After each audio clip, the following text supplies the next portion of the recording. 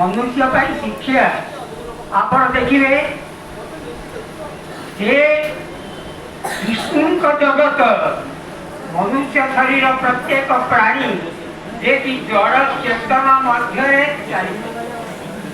किंतु मु आज आपण को कहबी यही साहित्य प्रथम स्रष्टा जे लिखिंट साहित्य दर्पण काव्य जे कि साहित्य को अनुसरण करुच्ची से होती विश्वनाथ कविराज। आपण मुख्य वक्ता शुणे दलित कथा विश्वनाथ कथा कही द्वितीय संसार किए अबारे काव्य संसारे कविरे कुटजापति यथास्मै रोचते तस्मिन् तथा परियुज्यते।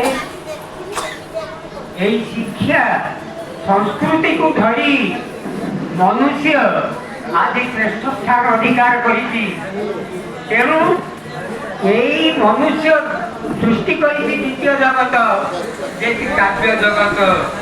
आज जो साहित्य समारोह चली विभिन्न स्थान में साहित्य संसद रही साहित्य कौन करुच्ची मुख्य वक्ता कही जाती कहबार ना एकदम साथ जे समाजर संसार जीव जगतर हित साधन करे किंतु आज आपण मैंने देखु समस्ते आखिरे देखुं कथा कहीं कहे आज यही संसार पथरे असामाजिकता आवर्जना एते जमी गला जहाँ भगवान परिष्कार करें।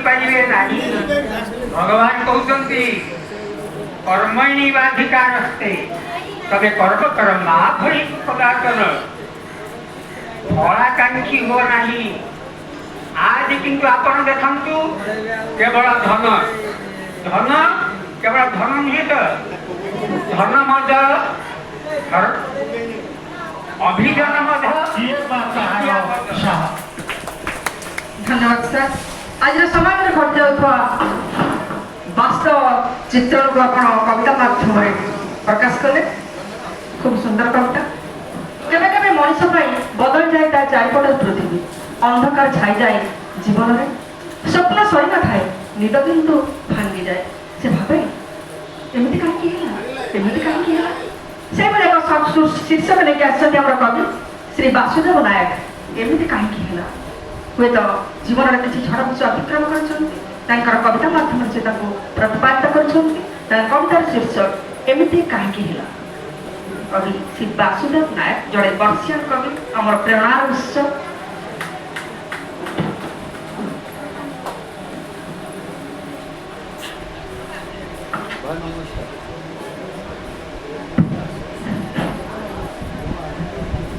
कविता शीर्षक एमती कहीं अच्छी से ही जन्म अच्छी से तारा रही से ही आकाश अच्छी से ही पानी सबू जल उठे रही फूलर बास रही गो तुम्हें मुभी तो अच्छी आमर है कि दोष कहीं एमती प्रति मुहूर्त पीवा हुए विष मरवा जाई मरी भी पारे ना बचारे परिहास कहीं एमती निद भांगीगला सपन होइला शेष हाथे हाथ रखी कथा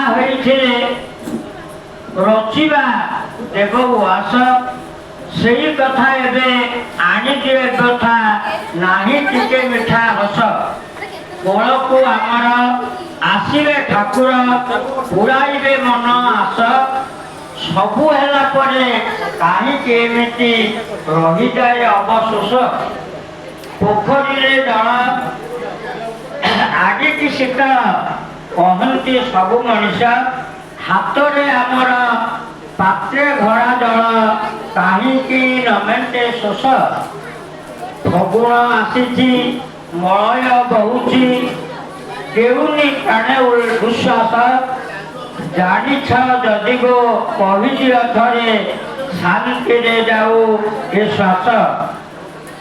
ଜାଣିଛ ଯଦି ଗୋ କହିଦିଅ ଥରେ ଶାନ୍ତିରେ ଯାଉ ଏ ଶ୍ୱାସ।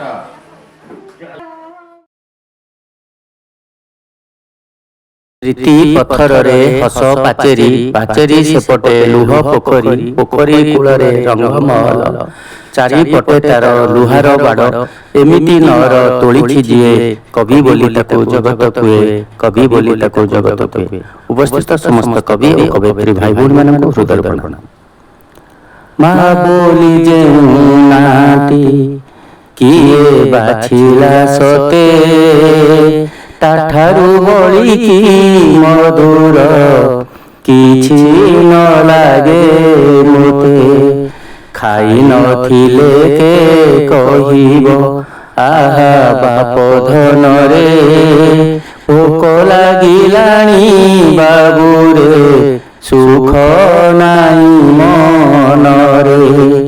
ହେଲେ ରୋଗ ବାଗ ବିଛଣା ପାଖ ଛାଡ଼ି ନ ଯାଏ, କାନି ପାରି କାନି ଉପରେ ତାର ନିଦ ନ ଥାଏ। ସେଇ ହେଉଛି ମା। ତେଣୁ ସେଇ ମା ଉପରେ ଆଧାରିତ ମୋର ଗୋଟିଏ ଛୋଟିଆ କବିତା ମା। ମା ମା ଏକ ଅବ୍ୟକ୍ତ ସ୍ୱରୂପ, ସବୁ ସହି ଅନ୍ତ କାଟି ଯିଏ ଦେଖାଏ ଦୁନିଆର ଆଲୋକ। ମା ଏକ ଅବ୍ୟକ୍ତ ସ୍ୱରୂପ। ମା ଏକ ପୂତ ପବିତ୍ର ପୁଣ୍ୟ ଗଙ୍ଗାଧାର, ପକ୍ଷ ଚିରି ପରଶି ଦେଇଥାଏ ଅମୃତର ଭାଣ୍ଡ ପୁଣି ପାରିଜାତ ମହକ। ମା ଏକ ପୂତ ପବିତ୍ର ପୁଣ୍ୟ ଗଙ୍ଗାଧାର। ମା ଏକ ବେଦନାର ମୂର୍ତ୍ତିମନ୍ତ ପ୍ରତୀକ, ଅଭୟ ପଣତ ତଳେ ଢାଙ୍କି ରଖି ଅଜାଡ଼ି ଦିଏ କୋଟି କୈବଲ୍ୟର ମହାପ୍ରସାଦ। ମା ଏକ ବେଦନାର ମୂର୍ତ୍ତିମନ୍ତ ପ୍ରତୀକ। ମା ଏକ ଦିବ୍ୟ ସଞ୍ଜୀବନୀ ପରଶ। ମା ଏକ ଦିବ୍ୟ ସଞ୍ଜୀବନୀ ପରଶ, ଆଉଁସି ଦେଲେ ଦୂର ହୁଏ କୋଟି ବ୍ୟାଧି, ଆଉ ଫୁଟି ଉଠେ ହରସ, ଆଉ ଫୁଟି ଉଠେ ହରସ। ମା ଏକ ଅପ୍ରତିଦ୍ୱନ୍ଦ୍ୱୀ ସତାର ପ୍ରତୀକ। ମା ଏକ ଅପ୍ରତିଦ୍ୱନ୍ଦ୍ୱୀ ସତାର ପ୍ରତୀକ।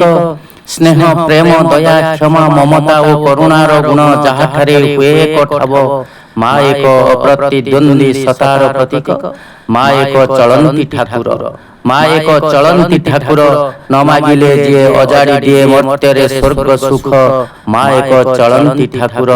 ମା ଏକ ଦିବ୍ୟ ଅନୁଭୂତି। ମା ଏକ ଦିବ୍ୟ ଅନୁଭୂତି, ବ୍ରହ୍ମା ବିଷ୍ଣୁ ଶିବ ଆଦି ଯାପାଦେ ଶରଣ ପଶନ୍ତି।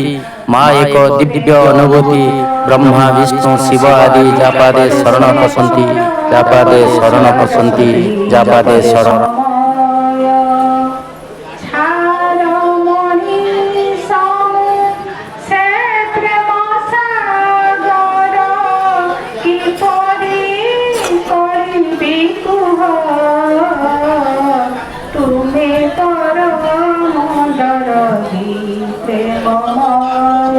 कवि श्री बामन चरण बेहरा, सर्प दुखर हे परमेश्वर।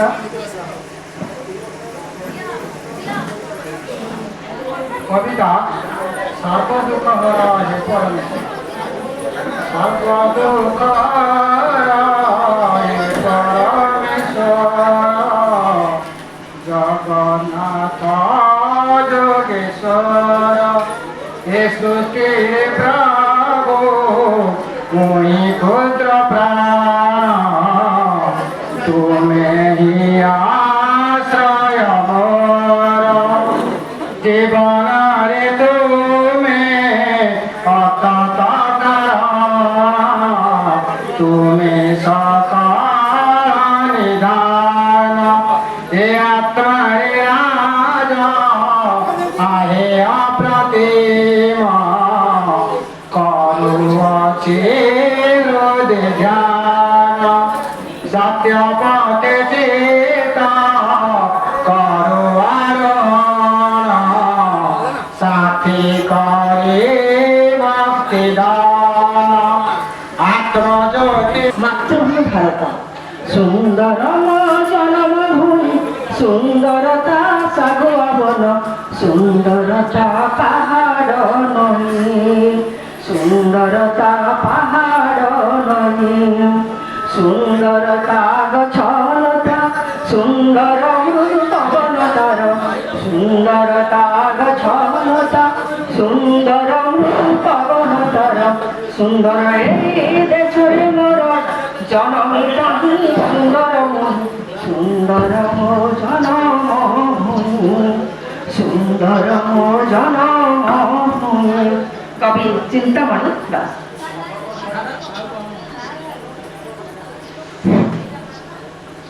কবিতার শীর্ষক মাতৃভূমি ভারত। মাতৃভূমি ভারত দেশাত্মক কবিতা গীতি কবিতা। মাতৃভূমি পিতৃভূমি ভাতৃভূমি ভারত জন্মভূমি কর্মভূমি ধর্মভূমি ভারত। মাতৃভূমি পিতৃভূমি ভাতৃভূমি ভারত জন্মভূমি কর্মভূমি ধর্মভূমি ভারত। মাতৃভূমি পিতৃভূমি ভাতৃভূমি ভারত। এ ভূমি আকাশে ভাসে মিনা করা বাদল। এ ভূমি আকাশে ভাসে মিনা করা বাদল। শশী হসানি শিখরে ফুটে মলি গৌড়। শশী হসানি শিখরে ফুটে মলি গৌড়। সবুজিমা বন ভূমি মেঘ ছুঁয়া পর্বত। সবুজিমা বন ভূমি মেঘ ছুঁয়া পর্বত। মাতৃভূমি পিতৃভূমি ভাতৃভূমি ভারত। মাতৃভূমি পিতৃভূমি ভাতৃভূমি ভারত। কল কল্লোলিনী নদী অসুমারি ঝরণা। কল কল্লোলিনী নদী অসুমারি ঝরণা। কুড়ু কুড়ু ছন্দে গায়ে এ ভূমির বন্দনা। কুড়ু কুড়ু ছন্দে গায়ে এ ভূমির বন্দনা। সৌর্যভূমি আর্যভূমি রেণুজার পবিত্র। সৌর্যভূমি আর্যভূমি রেণুজার পবিত্র। বিশ্ব মধ্যে তা সন্তানে উন্নত ও মহৎ। বিশ্ব মধ্যে তা সন্তানে উন্নত ও মহৎ। মাতৃভূমি পিতৃভূমি ভাতৃভূমি ভারত জন্মভূমি ভারত। আর গোটে কথা গীতা আম জ্ঞান দীপ বেদ আম বিধান। গীতা আম জ্ঞান দীপ বেদ আম বিধান। সংহিতা উপনিষদ সাধনার সোপান। সংহিতা উপনিষদ সাধনার সোপান। সাধু সন্ত মুনি ঋষি তপ ফলে মহৎ। সাধু সন্ত মুনি ঋষি তপ ফলে মহৎ।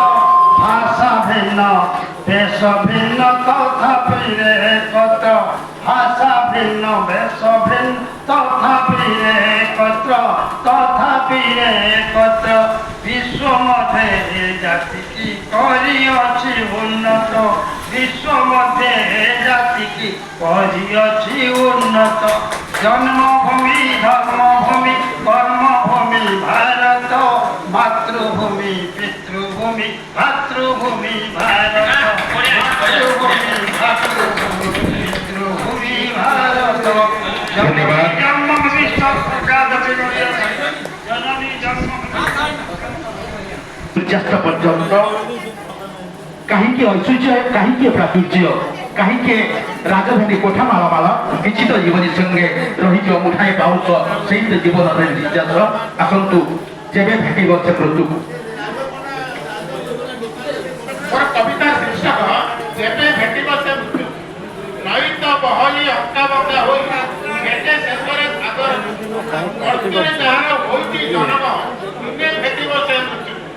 ଅଢ଼େଇ ଦିନର କୁଣିଆ ମଣିଷ ମାଲିକ ଭାବେ ସେ ନିଜକୁ ଚାଳ ଦୁନିଆରେ ସର୍ବଶକ୍ତିମାନ ପ୍ରଭାବେ ଥରେ ଧନ ଜନ ପ୍ରତିପତିର ପରାଏ ଗର୍ଭେ ମଣିଷକୁ ସବୁ ଗର୍ଭଦମ୍ବ ନିଶ୍ଚିବ ମାଟି। ଶ୍ରଦ୍ଧା ଶୁଭେଚ୍ଛା ନମସ୍କାର। କବିତାର ଶୀର୍ଷକ ସଂସାର ମଧ୍ୟରେ ଜୀବନର ଗତି। ସଂସାର ମଧ୍ୟରେ ଜୀବନର ଗତି। ଜୀବନ ଆମର କାଗଜର ଡଙ୍ଗା ସଂସାର ସୁଅରେ ଭାସେ। ଜୀବନ ଆମର କାଗଜର ଡଙ୍ଗା ସଂସାର ସୁଅରେ ଭାସେ। କାମନା ବାସନା ନିମ୍ନ ପ୍ରକୃତି ମମତାର ଧରି ବସେ। ବାହ୍ୟ ଜଗତରେ ମିଥ୍ୟା ଦରବାରେ ଜୀବନ ଯାଉଛି ମାତି। ଅନ୍ତର ଜଗତେ ସତ୍ୟର ସନ୍ଧାନେ ଜୀବନର ନାହିଁ ଗତି। ବାହ୍ୟ ଜଗତରେ ମିଥ୍ୟା ଦରବାରେ ଜୀବନ ଯାଉଛି ମାତି।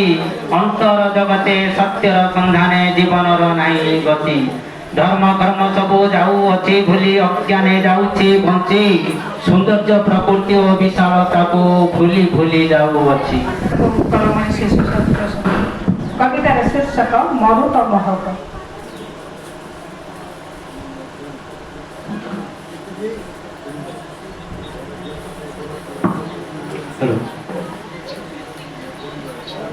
এই অনুষ্ঠান পাই মোর লেখা বসন্তর চৈতালি মরুত মহকি উঠুছি গছ লতা নবপল্লবরে সুন্দর দিশুছি কবি ও লেখকঙ্ক গহণরে সুশোভিত সভা শবদর ফুলহার গুন্থি লক্ষ্মী নারায়ণে সমর্পিবা সাহিত্যর মঞ্চ ইয়ে সাহিত্যর মঞ্চ ইয়ে তুণ্ডু ঝরে সুমধুর রস ওড়িয়া ভাষার স্বাদে সর্বে আমি হেউথিবা বস অপূর্ব সংযোগ ইয়ে কবিতার পঠন করবি বিমোহিত সম্মোহিত যেতে কবি ও লেখক সরবে কল্যাণ করন্তু সর্বে মাতা পিতা লক্ষ্মী নারায়ণ কল্যাণ করন্তু সর্বে মাতা পিতা লক্ষ্মী নারায়ণ দীর্ঘজীবী হেউ আম মরেগা সাহিত্য অনুষ্ঠান সাহিত্যর মধুপি ওড়িয়ার মেন্টু থাউ তৃষা। ବର୍ତ୍ତମାନ ଅନୁରୋଧ କରିବି ମୁଖ୍ୟ ବକ୍ତାଙ୍କୁ ସେ ବର୍ତ୍ତମାନ ସାହିତ୍ୟ ଆଲୋଚନା କରିବା ପାଇଁ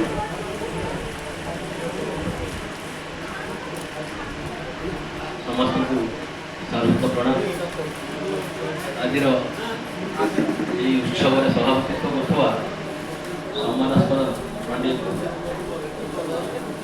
ବାଗ୍ମୀଚରଣ ପଣ୍ଡା ମହୋଦୟ, ଆଜିର ମୁଖ୍ୟ ଅତିଥି ବିଶିଷ୍ଟ କଳାକାର ଓଡ଼ିଶା ସଙ୍ଗୀତ ନାଟକ ଏକାଡେମୀ ଦ୍ୱାରା ସମର୍ଥିତ ଯୁକ୍ତ ଗୁରୁକୁଳ ପଣ୍ଡିତ ମହୋଦୟ ଏବଂ ଆମ ସହିତ ମଞ୍ଚରେ ବସିଥିବା এই কবিতা ଉତ୍ସବକୁ ସଂଯୋଜନା କରୁଥିବା ସଂଯୋଜକ ସଂଯୋଜିକା ମହୋଦୟ ମହୋଦୟାଗଣ ଏବଂ ମଞ୍ଚ ସାମ୍ନାରେ ବସିଥିବା ସାହିତ୍ୟକୁ ଭଲ ପାଉଥିବା ସାହିତ୍ୟକୁ ବଞ୍ଚାଇ ରଖିଥିବା ଆପଣମାନେ ସମସ୍ତେ କବି କବିୟତ୍ରୀମାନେ, ମୋତେ ଆଜି ଆନନ୍ଦ ଲାଗୁଛି। ଏ ଭିତରେ 5 ବର୍ଷ ବିତିଗଲାଣି। ଯେଉଁଦିନ ଏହି ସାହିତ୍ୟ ଅନୁଷ୍ଠାନ ଲକ୍ଷ୍ମୀନାରାୟଣ ସାହିତ୍ୟ ସଂସଦ ଧରାବତରଣ କଲା, ଜନ୍ମଲାଭ କଲା, ସେଦିନ ମଧ୍ୟ ଆମେ ଉପସ୍ଥିତ ଥିଲୁ। ଗୋବିନ୍ଦ ଥିଲେ। ବର୍ତ୍ତମାନ ସେ ଏକ ଚପଳବତୀ ଶିଶୁ। ଆପଣମାନେ ଯେଉଁମାନେ ତାକୁ କେତେ ଦିନ ଧରି ବଞ୍ଚେଇ ରଖିଛନ୍ତି, ତାକୁ ସ୍ନେହ ଶ୍ରଦ୍ଧା ଦେଇଛନ୍ତି, ଲାଳନ ପାଳନ କରିଛନ୍ତି, କଷ୍ଟ କରିଛନ୍ତି। ମୁଁ ଜାଣିଛି ଜଣେ ଶିଶୁକୁ ବଞ୍ଚେଇବା ମହା କଷ୍ଟ। ଶୈଶବ ପରେ ବଞ୍ଚେଇବା ପାଇଁ ଏତେ କଷ୍ଟ ହୁଏ ନାହିଁ, କିନ୍ତୁ ଶିଶୁ ବଞ୍ଚେଇବା, ତା ବାତ୍ସଲ୍ୟ ମମତା ପ୍ରଦାନ କରିବା ଅତ୍ୟନ୍ତ କଷ୍ଟଦାୟକ। ଆପଣ ଯେଉଁମାନେ ଏତେ କଷ୍ଟ କରି ଗର୍ଭଣ ଯନ୍ତ୍ରଣା ସହ୍ୟ କରି ତାକୁ ଜନ୍ମ ଦେଇ ଏତେ ବାଟ ଆଣିଲେଣି, 5 ବର୍ଷ କାଳ ତାକୁ ବଞ୍ଚେଇ ରଖିଛନ୍ତି, ଆପଣମାନେ ସମସ୍ତଙ୍କୁ ଗଭୀର ଭାବରେ କୃତଜ୍ଞତା ଜ୍ଞାପନ କରୁଛୁ। ମୁଁ ଏପରି ଏକ ଭବ୍ୟ ସମାରୋହରେ ମୋତେ ଆପଣମାନେ ବସିବାର ସୁଯୋଗ ଦେଇଥିବାରୁ ଆପଣମାନଙ୍କୁ ମଧ୍ୟ ମୋର ଗଭୀର କୃତଜ୍ଞତା ଜ୍ଞାପନ କରୁଛି। ଆଉ ମଧ୍ୟ ଏହି ଅବସରରେ ଗୋଟେ କାହିଁକି ଭାରି ଇଚ୍ଛା ହେଉଛି କହିବା ପାଇଁ, ଆମ ସାରା ଓଡ଼ିଶାରେ ଯେତେବେଳେ ସାହିତ୍ୟର ଗଦ୍ୟ ଜଗତର ଉନ୍ମେଷ ଘଟୁଥିଲା, ସେହି ସମୟରେ ମରେଗାଁରେ ଜଣେ ବିଶିଷ୍ଟ ଉପନ୍ୟାସୀ ଭଗବାନ ଦାସ କହିଲେ ସମଗ୍ର କବିତାର ଶୀର୍ଷକ କେତେ ଆଉ ଜଳିବୁତୁ ଚିରଦିନ ଚିରକାଳ। କେତେ ଆଉ ଜଳିବୁତୁ ଚିରଦିନ ଚିରକାଳ। ଯେତିକି ଅସଜଡ଼ା ତୋ ଜନ୍ମଜାତକ, ଯେତିକି ଅସଜଡ଼ା ତୋ ଜନ୍ମଜାତକ, ସେତିକି ବିସ୍ମିତ କରେ ତୋ ଭାଗ୍ୟ ଆଉ ଭବିଷ୍ୟତ। ତୋ ଜନ୍ମ କୁଣ୍ଡଳୀରେ କିଏ ଲେଖିଦେଲା ଅଭିଶପ୍ତର ଇତିହାସ। ଅନ୍ଧାରକୁ ନେସିଦେଲା ତୋ ଦେହ କଜାକ। ଅପହଞ୍ଚ ତୋ ପାଇଁ ଆଲୋକ, ଅପହଞ୍ଚ ତୋ ପାଇଁ ଆଲୋକ। ଗାଁଠୁ ସହର ଯାଏ ଆଜିଠୁ ବେଶୀ ଚକାଚକ। ଗାଁଠୁ ସହର ଯାଏ ଆଜିଠୁ ବେଶୀ ତୁ ଚକାଚକ। ସବୁଠି ତୋ ପାଇଁ ସ୍ୱଭାବ ସମିତି। ସବୁଠି ତୋ ପାଇଁ ସଭା ସମିତି ତୋ ଗୁଣ କୀର୍ତ୍ତି ବଖାଣି ଚାଲିଛି ପ୍ରଶଂସାରେ ତୋତେ ପୋତି ପକାଉଛି। ଆଉ ଦେଖ ରାତି ହେଲେ ତୋ ଦେହକୁ ଦାନରେ ମାଗୁଛି। ରାତି ହେଲେ ତୋ ଦେହକୁ ଦାନରେ ମାଗୁଛି। କଳଙ୍କର ବୋଝକୁ ତୋ ପିଠିରେ ଲଦୁଛି। ଆଉ ତୁ ସଭାରେ ବସି ତାଳି ମାରୁଛୁ ବେଶୀ। ଆଉ ତୁ ସଭା ଆଗରେ ବସି ତାଳି ମାରୁଛୁ ବେଶୀ। ତୋ ଆଖିରୁ ଲୁହ ଗଡ଼ିଲେ ମାଟି କାଳେ ଭିଜାଏ ତା ଦେହ। ତୋ ଆଖିରୁ ଲୁହ ଗଡ଼ିଲେ ମାଟି କାଳେ ଭିଜାଏ ତା ଦେହ। କେତେ ମହମବତୀ ଜଳାଇ ତରଳାଇଛି କୋହ। କେତେ ମହମବତୀ ଜଳାଇ ତରଳାଇଛି କୋହ। ବୁଲି ବୁଲି ମାଗିଛୁ ତୁ ନ୍ୟାୟ। ଅନ୍ୟାୟର ଖୋଳପା ଭିତରେ କେତେ ତୁ ଅସହାୟ। କିଏ ଏଠି ବୁଝେ କହ ତୋ ଅନ୍ତର୍ଦାହ। କିଏ ଏଠି ବୁଝେ କହ ତୋ ଅନ୍ତର୍ଦାହ। ତୁ କାଳେ ମାଟିଠୁ ମହାନ। ତୁ କାଳେ ମାଟିଠୁ ମହାନ। ଆକାଶଠୁ ସ୍ୱଚ୍ଛ ସୂର୍ଯ୍ୟଠୁ ଉଜ୍ଜଳ। ରାତିଠୁ କୋମଳ ଜହ୍ନଠୁ ବି ଶୀତଳ। ତୁ କାଳେ ବୁଝିପାରୁ ସ୍ୱାମୀ ଆଉ ସଂସାରର ଦୁଃଖ। ତୁ କାଳେ ବୁଝିପାରୁ ସ୍ୱାମୀ ଆଉ ସଂସାରର ଦୁଃଖ। ଈଶ୍ୱରଙ୍କଠୁ ଉଦ୍ଧାର ଆଣି ଧରେଇ ଦଉ ଅମାପ ସୁଖ। ଈଶ୍ୱରଙ୍କଠୁ ଉଦ୍ଧାର ଆଣି ଧରେଇ ଦଉ ଅମାପ ସୁଖ। ତୁ କିନ୍ତୁ ଦୁଃଖର ପାହାଡ଼ ଉପରେ ବସି ଲେଖୁଛୁ ଆକାଶର ଗପ। ତୁ କିନ୍ତୁ ଦୁଃଖର ପାହାଡ଼ ଉପରେ ବସି ଲେଖୁଛୁ ଆକାଶର ଗପ। ତୁ ତ ପଢିପାରୁ ପିଲାଙ୍କ ପେଟର ଭୋକ। ତୁ ତ ପଢିପାରୁ ପିଲାଙ୍କ ପେଟର ଭୋକ। କିଥିଲା କି ପାପ କିଥିଲା କି ପାପ। ଜରାଶ୍ରମରେ ବିତାଉ ଦେହକ। ଜରାଶ୍ରମରେ ବିତାଉ ଦେହକ। ଏ ଜଗତ କୁହେ ତତେ ତୁ ଜନନୀ ଜାୟା ଭଗିନୀ ଦୁଇତା। ଯୁଗ ପରେ ଯୁଗ ତୁ ଦେଇ ଆସିଲୁଣି ଅନେକ ପରୀକ୍ଷା। ପଥର ହୋଇଛୁ ନିଆଁରେ ଜଳିଛୁ ମାଟିରେ ମିଶିଛୁ। ତଥାପି ତୋ କପାଳରେ ବୋଧେ ଲେଖା ନିର୍ଯାତିତା। ତଥାପି ତୋ କପାଳରେ ବୋଧେ ଲେଖା ନିର୍ଯାତିତା। ଶବ୍ଦ ଫୁଲ ସେଜରେ ଶୋଇ ସ୍ୱପ୍ନ ଦେଖେ ନାୟକ ମାନଙ୍କୁ। ଭାବନାର ପ୍ରେମରେ ହଜି କବି ହୁଏ ଅନ୍ତ। ମନେ ପଡେ ଗାଁର ଧୂଳି ଧୁମାଳର ଅଙ୍କା ବଙ୍କା ରାସ୍ତା। ପ୍ରସ୍ଫୁଟିତ ପୁଷ୍କରିଣୀର କଇଁ। ପ୍ରେୟସୀର ଛପିଲା ଦେହ ଓଦା ଶାଢ଼ୀର ଲୋଲୁପ ଦୃଷ୍ଟି। ଅନ୍ତର ଦୃଷ୍ଟି ଫେରିଯାଏ କବିର ଭାବନା କଲମ ମନରେ। ଦେଖେ ସୋରିଷ ଫୁଲର ହଳଦିଆ ରଙ୍ଗ। ସ୍ୱର୍ଣ୍ଣ ଚୁଡ଼ି ପରି ଧାନ କେଣ୍ଡା। ହାତର ଗାଲିଚାରେ ସାଧବ ବୋହୁର ଅବକୁଣ୍ଠନ ଚାଲିକୁ। ଘଟିଥିବା ଘଟଣାକୁ ଅନ୍ତଃସତ୍ତ୍ୱା ନାରୀଟିଏ ହୋଇ ଜନ୍ମ ଦିଏ କଲମ ମନରେ। ମୋର କବିତାର ଶୀର୍ଷକ ଧୋରେ ବାୟା ଧୋ। ଧୋରେ ବାୟା ଧୋ ହର୍ଲିକ୍ସ ପି କମ୍ପ୍ଲାନ ପି ଛେଲା ଖାଇ ଶୋ। ଧୋରେ ବାୟା ଧୋ। ତୋ ବୋଉ ଚାକିରି ଖଣ୍ଡେ କରିଛି ସ୍କୁଲ ଯାଉଛି ଦିଦି ହେଇଛି। ଟଙ୍କା ରୋଜଗାର କରୁଛି ବୋଲି ମତେ ଭାବେ ଜନ୍ଦା ପିମ୍ପୁଡ଼ି ଭଳି। ସକାଳୁ ଯାଉଛି ସଞ୍ଜକୁ ଆଉଛି ତାର ଆଉ ସବୁ କଥା ଧୋ। ଧୋରେ ବାୟା ଧୋ। ସୁସୁ କରିଲେ ତୁ ଗ କରିଲେ ଚାକର ଭଳିଆ ସବୁ ମୁଁ କରେ। ତୋ ବାବା ଦିନରେ ସାଜାଇ ମେଣ୍ଢା ରାତିରେ କରାଏ ତୋ ବୋଉ ଭେଣ୍ଡା। କାମରେ ଓଲମ ବିଲମ କଲେ ମୁଁ ମତେ ମିଳେ ପୟଜନ ସ୍ଲୋ। ବାବାରେ ଧୋରେ ବାୟା ଧୋ। ପାଳି ଭଳି କରେ ମୁଁ ଘର କାମ ସିଏ ହାକିମ ଭଳିଆ କରେ ହୁକୁମ। ମାଡାମ ରାଗିଲେ ପିଳେଇ ପାଣି ତଣ୍ଟି ଶୁଖିଯାଏ ଫୋଜଇ ପାଣି। ଅଣ୍ଡା ଖିଆ ପାଟି ମାରି ଦିଏ ସିଟି ଅର୍ଡର କରଇ ଗୋ। ଧୋରେ ବାୟା ଧୋ। ଧୋରେ ବାୟା ଧୋ। ସୁନା ଅଣ୍ଡା ଦିଆ କୁକୁଡ଼ା ବୋଲି। ସୁନା ଅଣ୍ଡା ଦିଆ କୁକୁଡ଼ା ବୋଲି କହେ ନା କିଛି ତୋ ବୋଉକୁ ଡରି। ତୋ ବୋଉ ଶୁଣିବ ଦେବେ ତୋ କାନ୍ଦ। ମୋ କପାଳେ ସିନା ଉଡ଼ିବ ଗିଧ। ମୋ 14 ପୁରୁଷ ଉଦ୍ଧାର କରିବ କୁତା ଭଳି ଭୋକି ଭୋ। ଧୋରେ ବାୟା ଧୋ।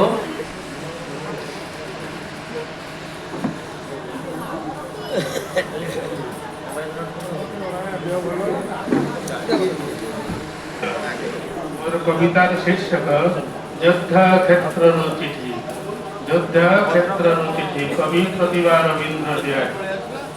ଯୁଦ୍ଧ କ୍ଷେତ୍ରରୁ ଚିଠି ଚିଠି ଚିଠି ଚିଠି ଯୁଦ୍ଧ କ୍ଷେତ୍ରରୁ ଚିଠି ମା ପାଖକୁ ପୁଅ ପତ୍ନୀ ପାଖକୁ ପତି ମା ପାଖକୁ ପୁଅ ପତ୍ନୀ ପାଖକୁ ପତି ଲେଖୁଛି ଚିଠି ହୋ ଚିଠି ଚିଠି ଚିଠି ଚିଠି ଯୁଦ୍ଧ କ୍ଷେତ୍ରରୁ ହୋ ଚିଠି ଚିଠି ଚିଠି ଚିଠି ମାଙ୍କୁ କୋଟି ପ୍ରଣାମ ବୋଉଙ୍କୁ ସ୍ନେହ ଚିଠି ପଢ଼ି ବୁଝି ନେବୁ ଦେଇଛି ପୁଅ ମାଙ୍କୁ କୋଟି ପ୍ରଣାମ ବୋଉଙ୍କୁ ସ୍ନେହ ଚିଠି ପଢ଼ି ବୁଝି ନେବୁ ଦେଇଛି ପୁଅ ଲାଗିଛି ଘୋର ଯୁଦ୍ଧ କେତେ ମୃତ ଆହତ ଲାଗିଛି ଘୋର ଯୁଦ୍ଧ କେତେ ମୃତ ଆହତ ଆଶା ଭରସାକୁ ସାହା ଆଶା ଭରସାକୁ ସାହା ଆଙ୍କର ଲାଠି ହୋ ଚିଠି ଚିଠି ଚିଠି ଚିଠି ଯୁଦ୍ଧ କ୍ଷେତ୍ରରୁ ହୋ ଚିଠି ଚିଠି ଚିଠି ଚିଠି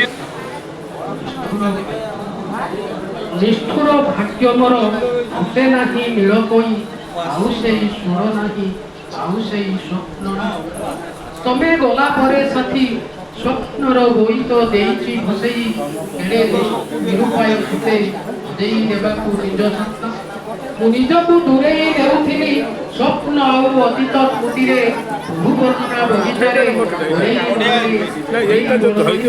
ସଙ୍ଗୀତରେ ଗାଇବାକୁ ମନ ହେଲେ ଗାଇପାରୁନାହିଁ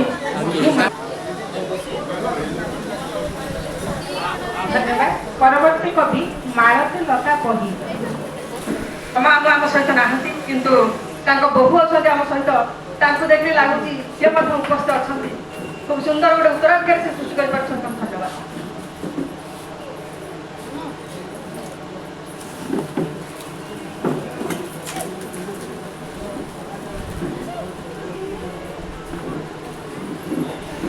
আশীর্বাদ মো উপরে ସବୁବେଳେ ଥାଉ ମୋ କବିତା ତାଙ୍କ ଝିଅ କରିଦ हे विश्वविधाता हे जगत कर्ता मोहनी प्रणाम नेब ए जन्म रे किछि पुण्य करिथिले मोते तांको झियो करिदब तांको झियो करिदब केते दिन हला सुनि पारि नहीं बुढ़ी बुढ़ी बोली डाक तांकरी मुहरु सुनिबा पाई मु अस्थिर मोर विवेक सौदा देखती हाटरू आसिले खौथांती मोर पाखे हाटरे साउंधी आनिथिबा स्मृति बखाउथांती मुखे एहा सह बुढ़ी देखा होई गला एहार रेट एते तुमे चली गला फेरा राइज किए बुझाइबो मते कविता पुस्तक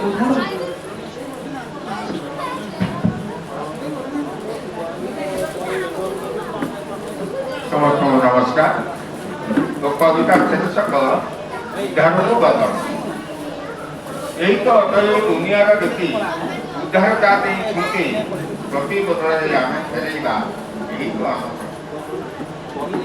से दिन बापा आम छुआ बेले आनी सब चाषी एवं तो रागिले बुझी गले गेल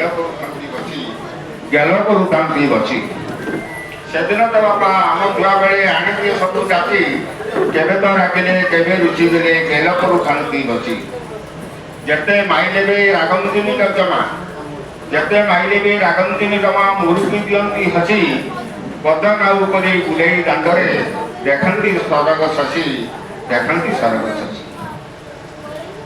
आदि बुढ़ा होई उठी पारंते थकी से जाती बची आदि बुढ़ा होई उठी पारंते थकी से जाती बची तांकु उठेबा हमर दायित्व अठई कर्तव्य गोटी आमको खुआती नाना दिन आमको खुआती नाना दिन जहाँ नुआ पाती आज आम सेमती खुआ आम घरे जहाँ अच्छी बापा